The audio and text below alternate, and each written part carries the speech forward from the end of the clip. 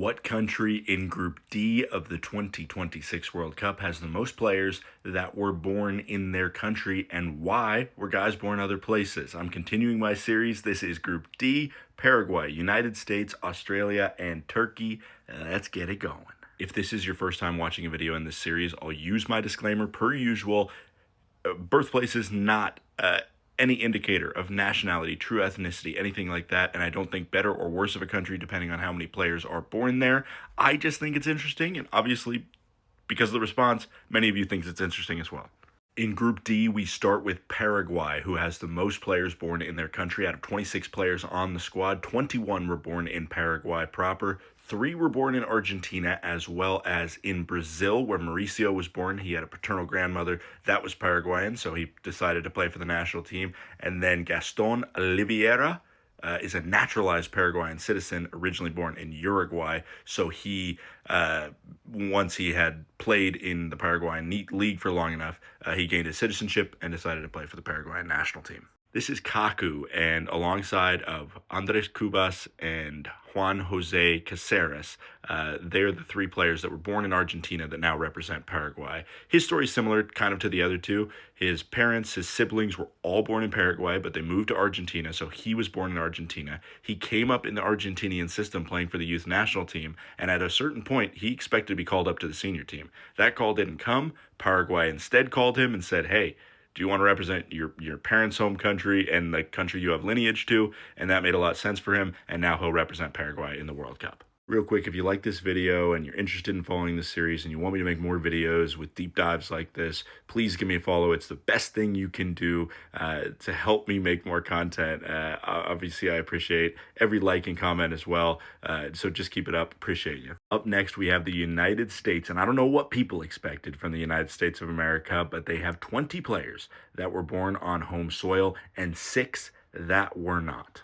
Of the 3 that were not born on American soil, one of them was born in Mexico. That's Alejandro Zendejas down here. There was Malik Tillman, born in Germany, and also one born in Netherlands, Serginho Dest. You probably know of him. He's one of the better U.S. players. He was born in Netherlands, moved to the U.S. at a very young age, then went back to Netherlands to come up in the academy there. The other 3 were all born in England. Anthony Robinson, whose dad was mostly raised in the United States. Sebastian Berhalter, whose dad, Greg Berhalter, was playing for Crystal Palace when he was born. Greg Berhalter, you might know, former U.S. team manager, as well as Gio Reyna, whose dad, Claudio Reyna, was playing for Sunderland at the time of his birth. There's also a guy like Balogun who was born in New York City but moved to the United Kingdom at a very young age. I think he was 1 month old. It was considered a pretty big get by the United States to be able to recruit a guy like this to want to represent the United States rather than representing England. This is all really interesting with the U.S. national team because during the Jurgen Klinsmann era in the 2010s, they came under some criticism because they recruited a ton of dual nationals. Guys like Jermaine Jones,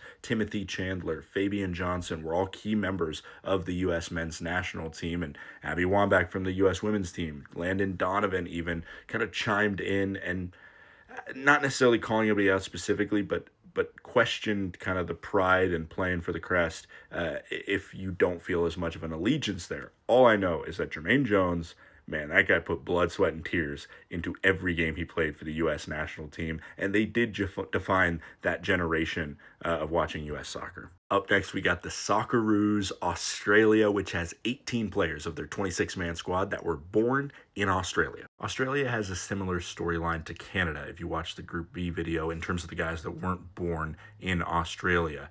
Nestori Irukunda was born in a refugee camp in Tanzania after his family fled the Burundi Civil War.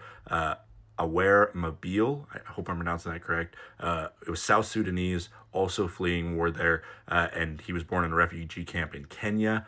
Milos Degenek, was born in 1994 in Croatia, and then his family fled during the Croatian war there as the breakup of Yugoslavia, Slobodan Milosevic, everything like that happened, and they moved to Australia. And I think Mohamed Toure also kind of emphasizes a really cool point. This is Toure, who was born in a refugee camp in Guinea. His family fled Liberia, And they had lived in that refugee camp for 14 years before he was born. And when he was born, they wanted to go somewhere and kind of start a new life.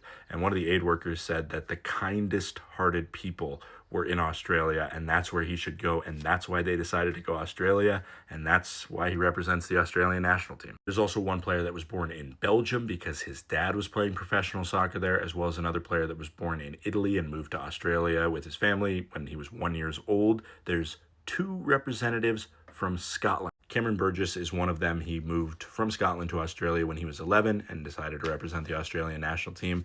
And then there's Harry Sutar, whose brother plays for the Scottish national team. So his mom, who's from Australia, gave him the right to represent Australia. He pretty much decided he always wanted to do that. His brother went the other way, and now they're both playing in the World Cup on separate sides. Finally, we have Turkey, which in this group has the lowest amount of native-born players, but that number is at 16, which is really high. 10 players born outside of Turkey. And with the Turkish national team, we get that word again, diaspora. Where do the people from Turkey end up outside of Turkey? And look at this graph from 2022, which it hasn't obviously changed that much. DE stands for Deutschland, Germany, by far and away the place that has the most Turkish people outside of Turkey. So what do you think is top of the list? It is Germany. Of the 10 players that were not born in Turkey that are representing the national team of Turkey, 5 of them were born in Germany. 3 of them were born in Netherlands, which you can see is 4th on this list. 1 born in Australia, which is 3rd. And then there's kind of an outlier with Sweden. Take this player, Hakan Çalhanoğlu, who I'm trying to pronounce that correct. Hopefully I did it halfway justice. Please feel free to bash me in the comments on that.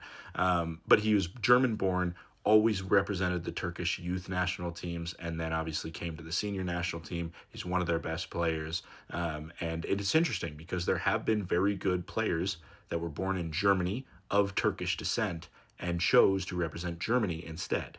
Most notably Mesut Özil and İlkay Gündoğan, who represented Germany for the large part of the 2010s, rather than representing Turkey, which they also had the option to.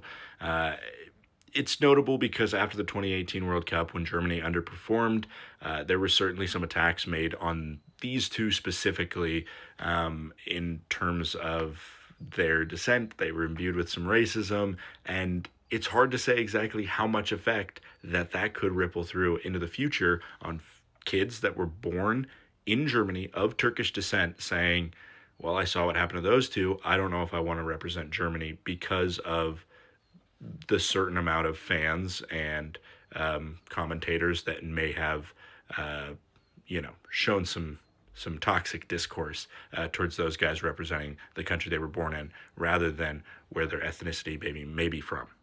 So the final tally for those who weren't keeping track: 21 for Paraguay, 20 for the United States, 18 for Australia, and 16 for Turkey. That does it for Group D. Group E will be out tomorrow. I'll continue doing a daily video. At least there'll be a couple days, I think Sunday coming up, when I will drop 2 videos on 2 different groups. So keep an eye out for that. And again, please follow along. Please comment. Let me know your thoughts. If you're from a certain country and you have a different opinion or you know more facts, I embrace that. I try and respond to comments, especially productive ones that are trying to teach me just as much as I'm trying to teach as well. Thank you for tuning in. We are so close. 1 week away from the World Cup. I'm excited.